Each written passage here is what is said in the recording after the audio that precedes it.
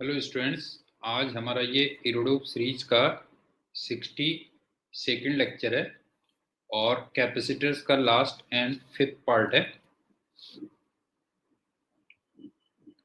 आज इसमें हम इरोडोप की 3.188, 3.199, 3.200, 3.201, 3.204, 3.205, 3.372 एंड 3.373 इन प्रॉब्लम्स को डिस्कस करेंगे। सबसे पहले हम चलते हैं 3.188। आपको वोल्टेज अक्रॉस सी निकालना है as a function of time T, अगर आप स्विच को t इक्वल टू 0 पे क्लोज करते हो। तो आप ये देखो, इसमें करंट I1 होगी,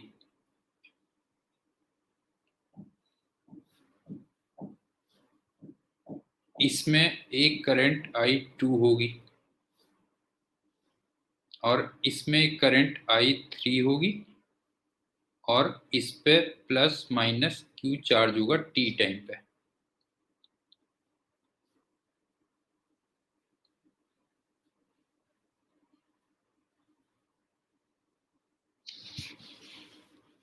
तो अगर हम Q as a function of t निकाल लें तो फिर V अक्रॉस C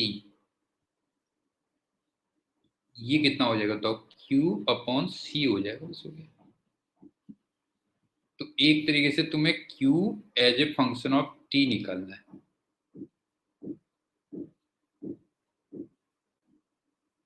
इस टाइप के क्वेश्चन तुमने किए होंगे काफी। अब आप ये देखो कि हमारे पास जो टाइम के फंक्शंस है ना, टाइम फंक्शंस वो कौन कौन से हैं? I1, I2, I3 और Q, ये आ गए। तो मेरे को चार इक्वेशंस बनानी है बस, हो गया। एक तो तुम्हें दिख रहा होगा I1 equal to I2 plus I3, एक तो ये हो गई। एक जो I3 करंट है वो एक्चुअल में चार्जिंग करंट है ना, देखा जाए तो कैपेसिटर को चार्ज कर रही है। तो आप I3 को प्लस dq अपॉन dt लिख सकते हो। ये सेकंड इक्वेशन हो गई। उसके बाद तुम्हें दो लूप्स देख रहे होंगे, तो उसमें आप लूप लॉ लगा दो, बस हो गया। जैसे एक लूप ये, इसको 1 कह दे रहा हूं, एक लूप ये 2 कह दे रहा हूं। तो मैं लूप 1 में पहले यहां से स्टार्ट कर रहा हूं, यहां से स्टार्ट कर रहा हूं। तो ये हो जाएगा plus E minus I2 R, और ये I1 हो गया बेटा, ध्यान रखना, ये I1 होगी, ये होगी, और minus I1 R equal to 0, ये थर्ड इक्वेशन है। अब लूप 2 में मैं यहां से स्टार्ट कर रहा हूं, तो कितना होगा देखो, प्लस I2 इंटू R और फिर higher to lower minus Q by C equal to 0, ये फोर्थ इक्वेशन। अब तुम इन सारी इक्वेशंस को थोड़ा सिंप्लीफाई करके कुछ इस टाइप का फंक्शन बनाओगे लास्ट में, function of Q into D Q equal to function of T into D T. कुछ इस टाइप की इक्वेशन फॉर्म करते हो ना आप, उसमें इसको इंटीग्रेट कर देते हैं बस। उसके बाद T की लिमिट्स निकाल रखते हो 0 से T, और Q की लिमिट्स रखोगे 0 से Q। तो यहां से तुमसे Q as a function of T निकल जाएगा। और एक बार तुम्हें Q as a function of T पता चला तो potential difference across capacitor as a function of T पता चल जाएगा। तो इस टाइप के क्वेश्चंस आप काफी क्लास में करते भी होंगे और आपको बुक्स में मिलते भी होंगे। अब चलते हैं दूसरे क्वेश्चन में।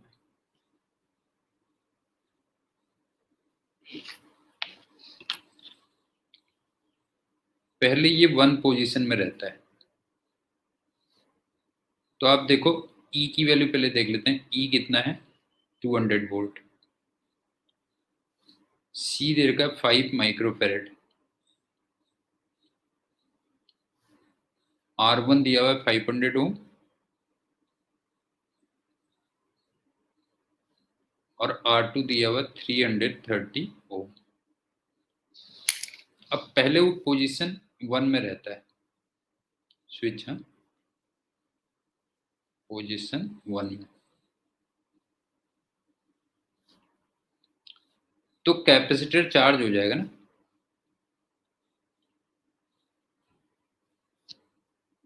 और इसमें जो एनर्जी आएगी वो हाफ CV² कर दोगे। क्यों? CE² कर देता हूँ, चलो। C को यहाँ पे रख दिया 5 माइक्रोफेरेड, इसका मतलब 5 इंटू 10⁻⁻6, और E का स्क्वायर, इसका मतलब 200 का स्क्वायर। इतने जूल इसमें एनर्जी आ गई। Now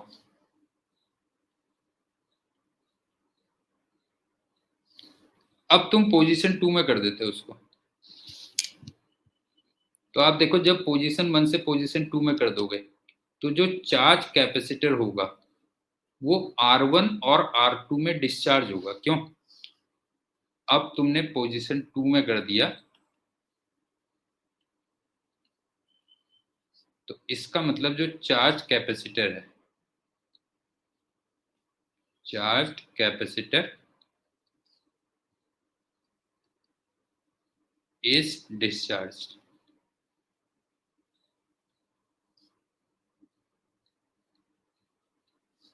through R1 and R2। अब तुमसे कहता है find the amount of heat generated in resistances.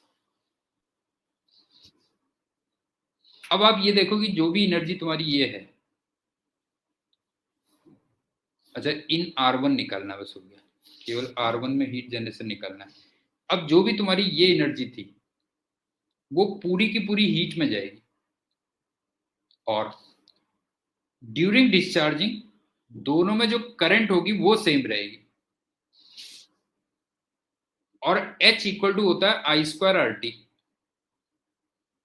उसमें से I सेम है, तो इसका मतलब जो हीट जनरेशन होगा प्रोपोर्शनल टू R होगा। अगर आप देखोगे तो हीट जनरेशन क्या होगा, तो जो है हीट जनरेशन होगा प्रोपोर्शनल टू R, बिकॉज मैंने तुमसे कहा H equal to I²RT use करोगे,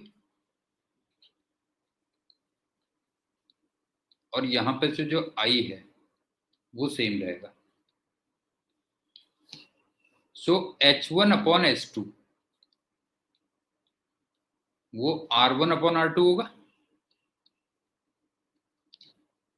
तो हमें H1 फाइंड करना था, R1 में से फाइंड करना था।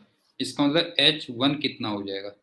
H1 हो जाएगा R1/R1 प्लस R2,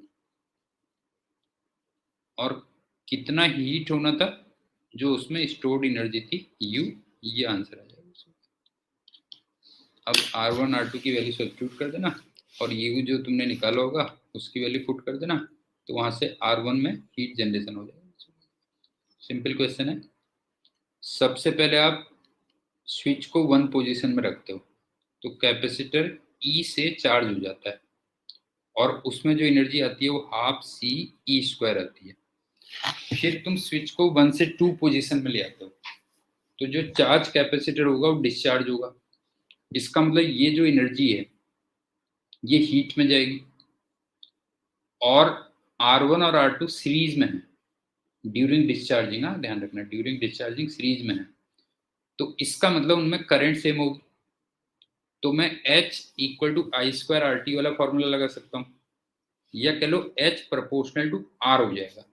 तो finally H1/H2 equal to R1/R2 होगा।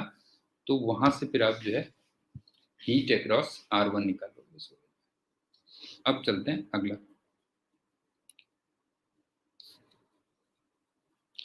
इस टाइप का क्वेश्चन हमने पहले भी किया था।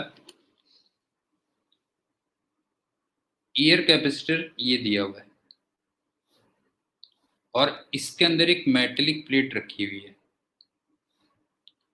और उसकी thickness 0.6 times the gap between plates है। लास्ट वीडियो में किया था अगर तुम्हें याद हो, ये हुआ। और ये 100 वोल्ट से कनेक्टेड रहती है, ध्यान रखना बेटा, रिमेन्स कनेक्टेड।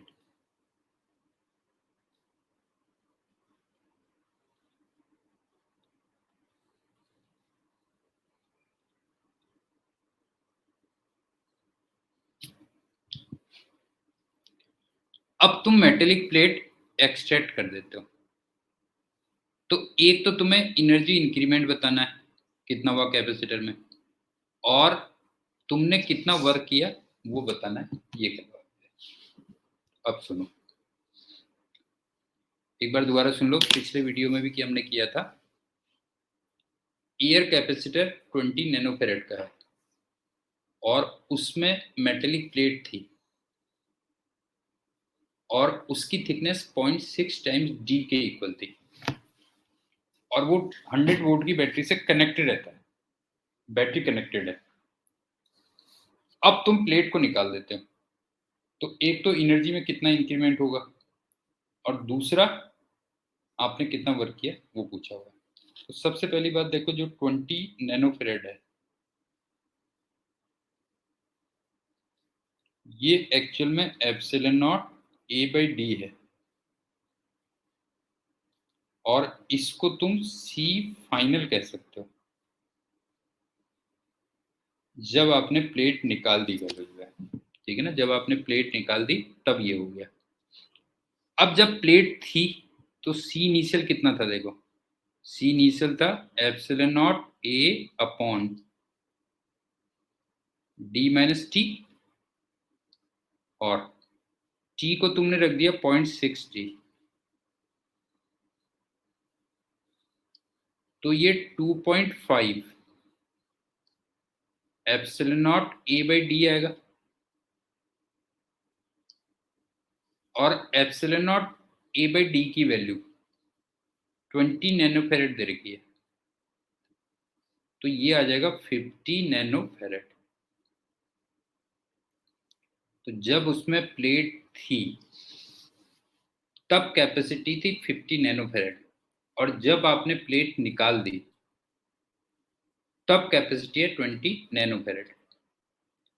अब आप ये देखो, आपसे एनर्जी इंक्रीमेंट पूछ रहा है तो you final minus U initial होगा और आपसे वर्क पूछ रहा है तो वो भी you final minus U initial होगा। इसका मतलब दोनों के आंसर सेम आने चाहिए ना, और आप देखो दोनों के आंसर सेम ही आ रहे हैं।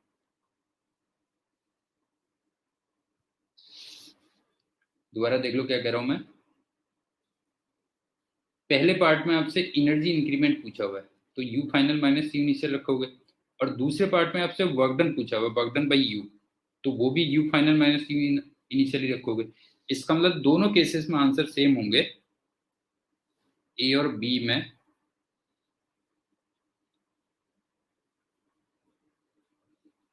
आंसर सेम रहेंगे।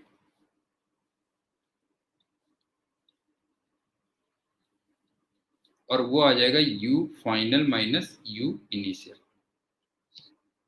और यू फाइनल कितना हो जाएगा, half C final V square minus ये कितना हो जाएगा, half C initial V square. और आपको एक चीज दिख रही होगी कि सी इनिशियल सी फाइनल से ज्यादा है, क्यों, देखो जरा, सी इनिशियल सी फाइनल से ज्यादा है,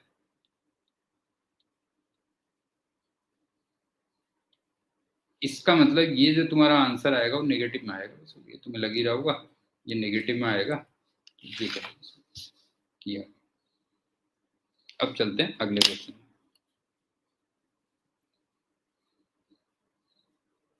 ये भी बिल्कुल सेम क्वेश्चन है, बिल्कुल सेम क्वेश्चन है, बस आपने वो जो प्लेट थी बेटा जो है उसको मेटेलिक प्लेट को ग्लास प्लेट से रिप्लेस कर दिया और कुछ नहीं किया।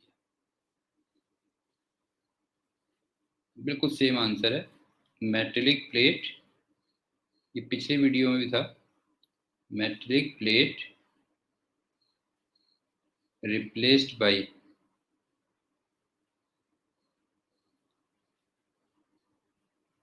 Glass plate.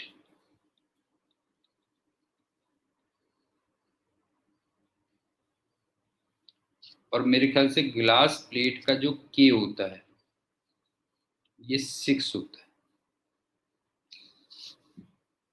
तो अब आप ये देखो कि अब यहाँ पे जो सी इनिशियल रहा होगा वो कितना रहा होगा, epsilon naught A upon D minus T plus T by के। अब यहाँ पे जो टी रखोगे ये तो रखोगे 0.6 टी,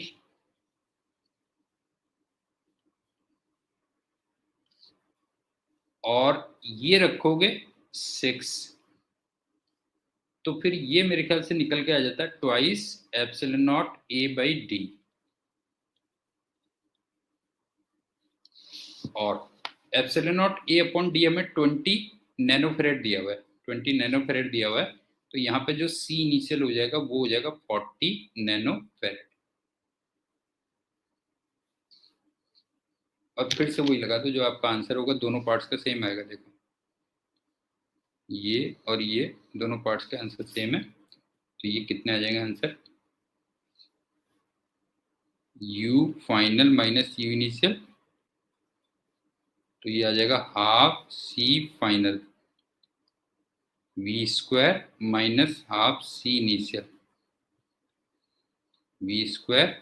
और मैंने आपको बताया था यहाँ भी आप c इनिशियल देखो c फाइनल से ज़्यादा था, इसका मतलब जो भी आपका आंसर आएगा वो क्या आएगा, नेगेटिव। बिल्कुल सिमिलर टाइप के क्वेश्चन पिछले वाले वीडियो में भी आए थे कैपेसिटी निकालने के लिए, जब एक में मेटेलिक प्लेट थी और एक में ग्लास प्लेट थी। अब चलते हैं अगले क्वेश्चन।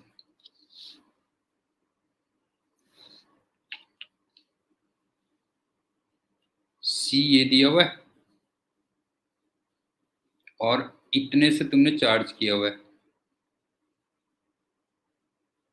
अब तुम डिस्चार्ज करते हो इस रेजिस्टेंस से, तो तुमसे कहता है कि चार्ज फ्लो कितना होगा 2 सेकेंड में।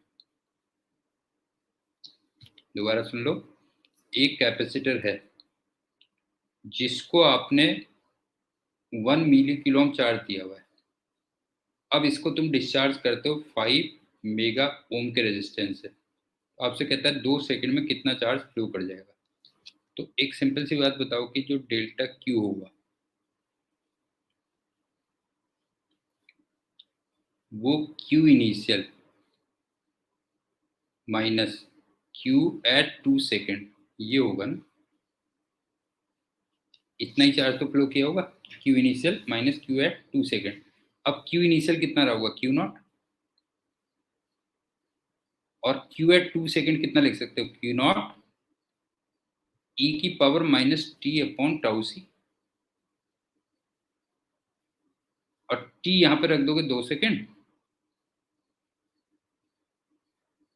और टाउ सी तुम जानती हो सी इंटू आर के इक्वल हो जाएगा, और क्यू नॉट आपको दे ही रखा है 1 मिली कूलम,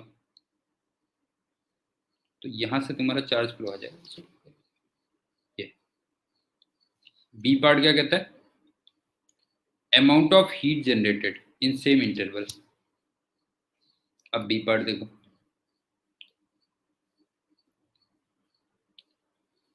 हीट जनरेटेड, ये तुम्हें ऐसा नहीं लग रहा you initial minus you final होगा। भाई इनिशियली मान लो कैपेसिटर में 100 जूल एनर्जी थी और बाद में 80 जूल रह गई, तो ऑब्वियस सी बात है 20 जूल हीट में चली गई। अब यू इनिशियल कितना हो जाएगा, देखो ये हो जाएगा हाफ क्यू इनिशियल का square upon C minus half Q at 2 second इसका स्क्वायर अपॉन सी, ये हो गया। और फिर मैंने तुम्हें ये बता दिया कि क्यू इनिशियल कितना हो जाएगा, क्यू इनिशियल तो क्यू नॉट हो जाएगा, और क्यू एट 2 सेकेंड कितना हो जाएगा, ये हो जाएगा क्यू नॉट ई की power minus T upon tau C. I think समझ में आ गया होगा, सिंपल क्वेश्चन है। एक चार्ज कैपेसिटर को रेजिस्टेंस के थ्रू तुम डिस्चार्ज करवा रहे हो, तो 2 सेकंड में कितना चार्ज फ्लो होगा ये निकालना है, और उतने टाइम तक कितना हीट जनरेशन होगा ये निकालना है। अब चलते हैं अगले क्वेश्चन में।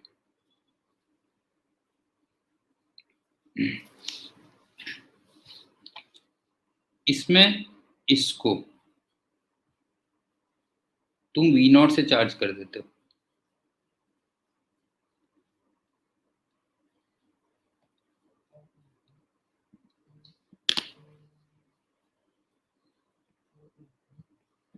एक कॉल है थोड़ा सा ले लेता हूँ प्रेजेंट।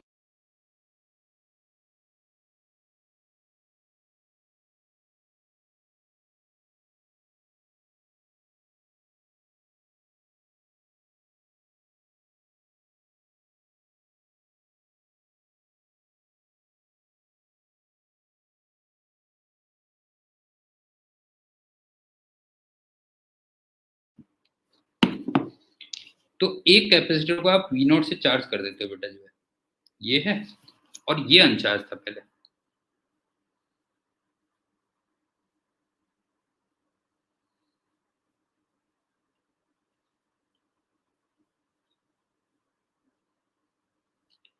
अब t इक्वल टू 0 पे ना तुम स्विच को क्लोज कर देते हो।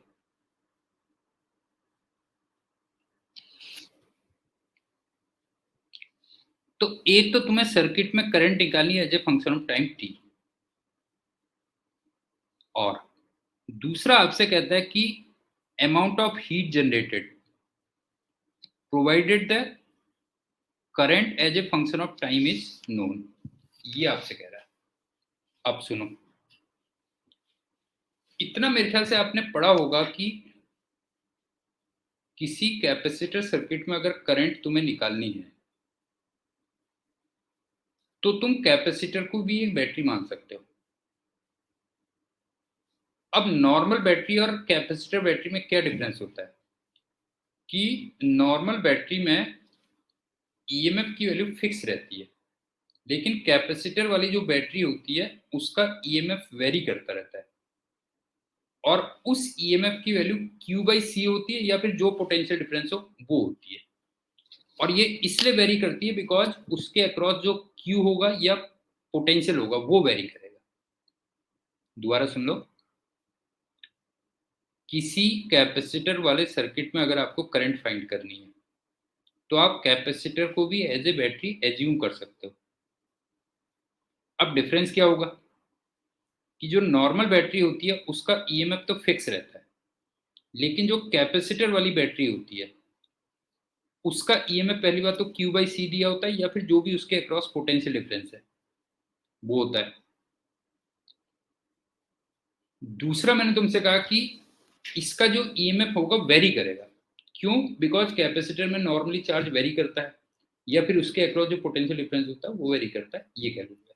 तो अब आप ये देखो कि t इक्वल टू 0 पे इस सर्किट में जो नेट ईएमएफ है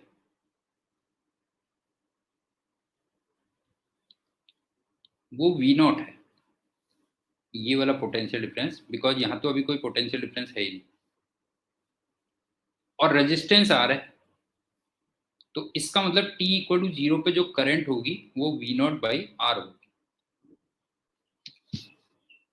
ये आ गया। अब t इक्वल टू इंफिनिटी पे ऑब्वियस सी बात है सारे चार्जेस सेटल हो जाएंगे सब कुछ, तो करंट की वैल्यू 0 आ जाएगी। क्यों?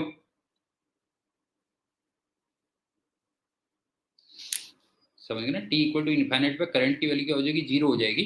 तो अब आप ये देखो, 0 टाइम पे ये करंट है और इनफाइनाइट टाइम पे ये करंट है, तो इसका मतलब करंट एक्सपोनेंशियली कम होगी।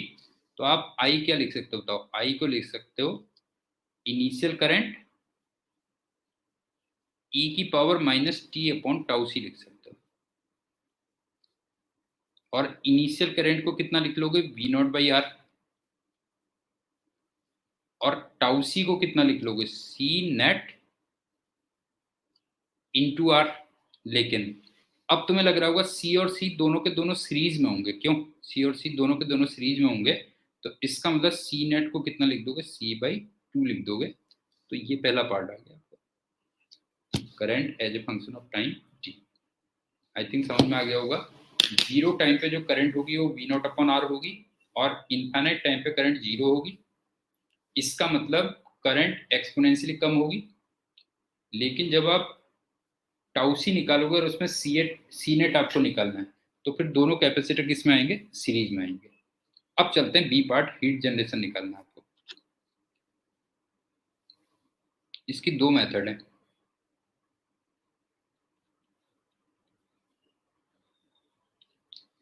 एक तो तुम्हें करंट पता चल गई है as a function of time T,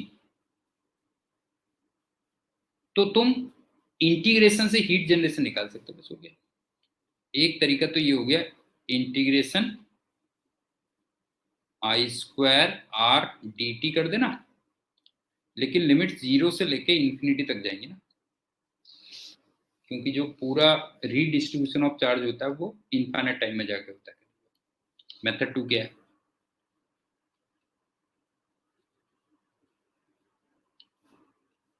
heat generation को तुम ऐसे भी लिख सकते हो, U initial minus U final. अब U इनिशियल कितना हुआ देखो, हाफ CV0²,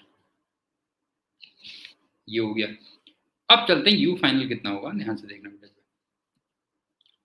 फाइनल में ये दोनों के दोनों कैपेसिटर्स पैरेलल में आ जाएंगे और इनको एक कॉमन पोटेंशियल मिल जाएगा V। समझ गए ना, फाइनल में अगर आप देखोगे तो दोनों के दोनों पैरेलल में आ जाएंगे और इनको एक कॉमन पोटेंशियल मिल जाएगा V। तो इसका मतलब U फाइनल को लिख सकते हो half C net into V common, इसका स्क्वायर ये लिख सकते हो। अब जो C नेट की वैल्यू होगी ये तो 2C हो जाएगी, और V कॉमन भी मैंने तुम्हें पिछले वीडियो में बताया था, वो Q total upon C total आता है। और Q टोटल कितना दिया था तुमने, एक ही कैपेसिटर को दिया था CV0 इतना दिया था, और C टोटल आ गया 2C। तो यहां से भी तुम निकाल सकते हो। तो दो तरीके से आप निकाल सकते हो हीट जनरेशन। अब चलते हैं सेकंड लास्ट क्वेश्चन नीरडोव का। इलेक्ट्रॉन है T=0 पे, आप पैरेलल प्लेट कैपेसिटर के एक प्लेट से छोड़ देते हैं उसको, और इसके बीच में जो पोटेंशियल डिफरेंस लगा हुआ है अल्फा टी लगा हुआ है, अल्फा की ये वैल्यू दे रखी है, और दो प्लेट्स के बीच की डिस्टेंस ये दे रखी है। आपसे कहता है जब इलेक्ट्रॉन दूसरे एंड पे पहुंचेगा तो उसकी वेलोसिटी कितनी होगी। तो ये देखो बेटा, ये है, ये मान लो माइनस है, ये प्लस है, ये लेंथ L दे रखी है, और इसके बीच में जो पोटेंशियल डिफरेंस दिया हुआ है वो अल्फा टी दिया हुआ है, और एक इलेक्ट्रॉन को यहां से छोड़ते हो V=0 से, हाँ ध्यान रखना। तो जब ये यहां पहुंचेगा तो इसकी वेलोसिटी कितनी होगी ये निकालना है। तो सबसे पहले चल लेते हैं एक्सीलरेशन पे, चल लेते हैं। अब आप ये देखो, एक्सीलरेशन का मतलब फोर्स अपॉन मास, फोर्स का मतलब QE अपॉन मास, और E तुम जानते हो कि V/L होता है, क्यों? तो ये QV/M इंटू L हो गया, और V अल्फा टी दिया हुआ है, तो इसका मतलब Q alpha T upon ML, ये A आ गया। तो इलेक्ट्रोस्टैटिक्स या कैपेसिटर तो खत्म हो गया यहीं पे। अब तुम्हें देखो q as a function of t दिया हुआ है तुम्हें, sorry acceleration as a function of t पता चल गया तुम्हें। आप देखो ना, acceleration as a function of t पता चल गया।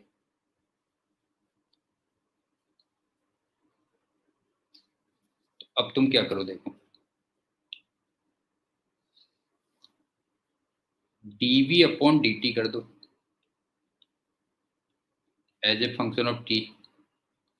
तो यहां से v as a function of t निकाल लेना, f1 कह रहा हूं, ठीक है, अनदर फंक्शन ऑफ t, ये निकाल लेना।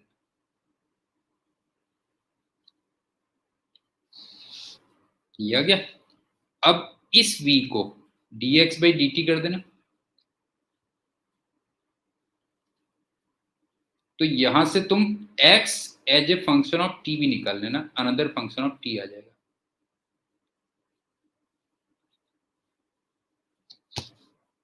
अब x की जगह l पुट कर देना,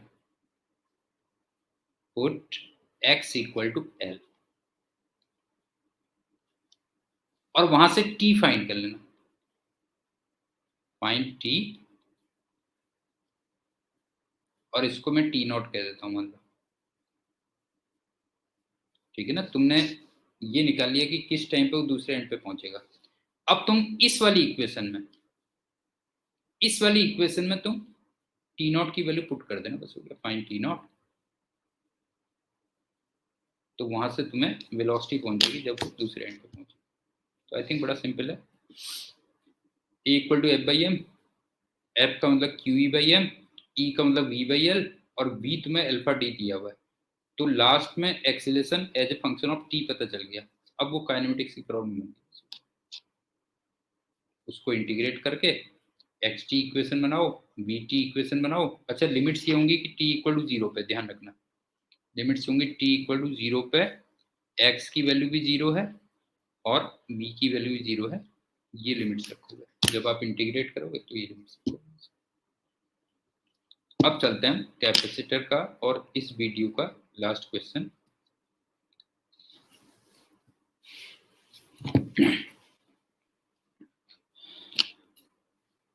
एक प्रोटॉन को v पोटेंशियल डिफरेंस से एक्सीलरेट करते हो, तो फिर तुम जानते ही हो कि उसकी जो स्पीड होती है वो √2 क्यू वी बाई एम होती है, ठीक है ना। अगर किसी क्यू चार्ज को v पोटेंशियल डिफरेंस से एक्सीलरेट करते हो तो उसकी स्पीड क्या होती है, √2 क्यू वी अपॉन एम। एक तो ये हो गया। अब उसके बाद इस v से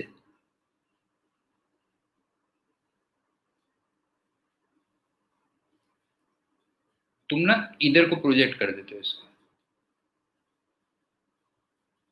और ये डिस्टेंस l दे रखी है, लेंथ तुम्हें दे रखी है, ध्यान रखना। ये देखो, उसके बाद, और ये v था। अब इधर को एक इलेक्ट्रिक फील्ड लगा हुआ है, E equal to alpha T.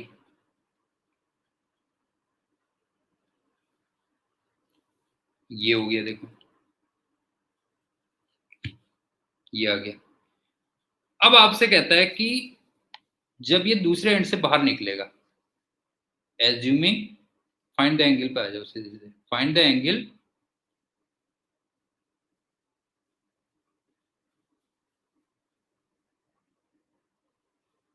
Initial और फाइनल वेलोसिटी के बीच में एंगल निकालना है। मतलब जो तुम्हें एंगल निकालना है वो निकालना है angle between v initial and v final, ये निकालना है। अब ध्यान से देखना बेटा, जो है इलेक्ट्रिक फील्ड इधर को लगा हुआ है और ये प्लस क्यू चार्ज है, तो इसका मतलब इसको इस डायरेक्शन में एक्सीलरेशन में मिलेगा। मैं इसको x कह लेता हूं और इसको y कह लेता हूं। इसका मतलब इसको x डायरेक्शन में एक एक्सीलरेशन भी मिलेगा और इसको फिर एक वेलोसिटी भी मिलेगी y डायरेक्शन में।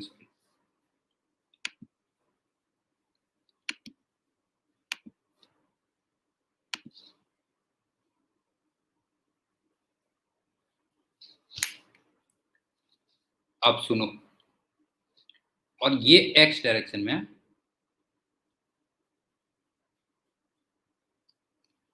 अब इसकी जो Vx है, जो V है, वो तो कांस्टेंट रहेगी ना। अगर आप देखोगे तो Vx या V वो तो कांस्टेंट रहेगी। Vx equal to V equal to under root 2QV by M, ये तो कांस्टेंट है।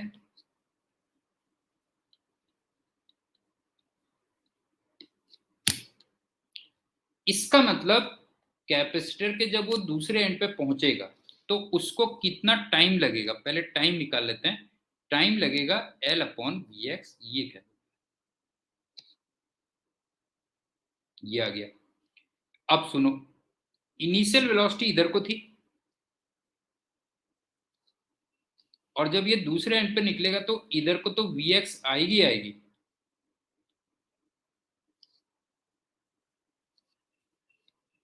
Vx इक्वल टू V, साथ में एक V बाई भी आ जाएगी।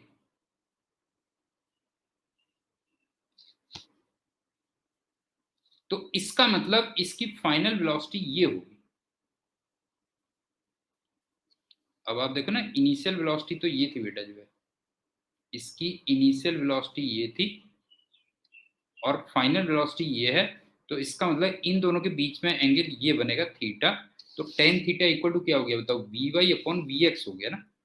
जो हमें एंगल पूछा हुआ है tan theta equal to V Y upon V X हो गया, और वी एक्स तो वही वी के इक्वल है। तो मेन हमारा वी वाई रह गया कि वी वाई कितना हो। तो इसमें सिंपल है, देखो D V Y upon D T equal to A Y, और ए वाई कितना होगा, क्यू ई बाई एम, ये हो गया। और ई को कितना रख दोगे, क्यू ई दिया था एल्फा टी अपॉन एम। अब इसको इंटीग्रेट कर देना, बस हो गया। टाइम की जो लिमिट रखोगे वो रख दोगे 0 से एल अपॉन वी, और जो वी वाई की लिमिट रखोगे वो 0 से वी वाई रख देना, जो हमें निकालना था। ठीक है, तो आई थिंक सिंपल क्वेश्चन है, एक बार दोबारा सुन लो। प्रोटॉन को तुमने वी पोटेंशियल डिफरेंस से एक्सीलरेट किया तो उसको इतनी स्पीड मिल जाएगी। उसके बाद वो कैपेसिटर की प्लेट्स के पैरेलल मूव कर रहा है। तो आपसे कहता है जब वो दूसरे एंड पे पहुंचेगा तो इनिशियल वेलोसिटी और फाइनल वेलोसिटी के बीच में कितना एंगल होगा। तो इनिशियली उसके पास सिर्फ एक्स कंपोनेंट ऑफ वेलोसिटी था, और फाइनली उसके पास एक्स कंपोनेंट तो है ही है जो फिक्स है, वाई और आ जाएगा, और उसको पूरा क्रॉस करने में एल अपॉन वी एक्स इतना टाइम लगेगा। और एक मैंने बताया कि वी वाई तुम कैसे निकालोगे, D V Y upon D T equal to A Y, और ए वाई को लिखोगे क्यू ई बाई एम, और ई को रख दोगे अल्फा टी, और लास्ट में मैंने तुमसे कहा टी की लिमिट रखोगे 0 से एल अपॉन वी एक्स तक, और वी वाई की लिमिट रख दोगे 0 से वी बाई, तो वहां से। तो ये हमारा कैपेसिटर वाला चैप्टर भी हो गया कंप्लीट। इसको रादर ये टेन अल्फा जो दिया हुआ ना आंसर, इसके टेन थीटा होता तो बेटर रहता।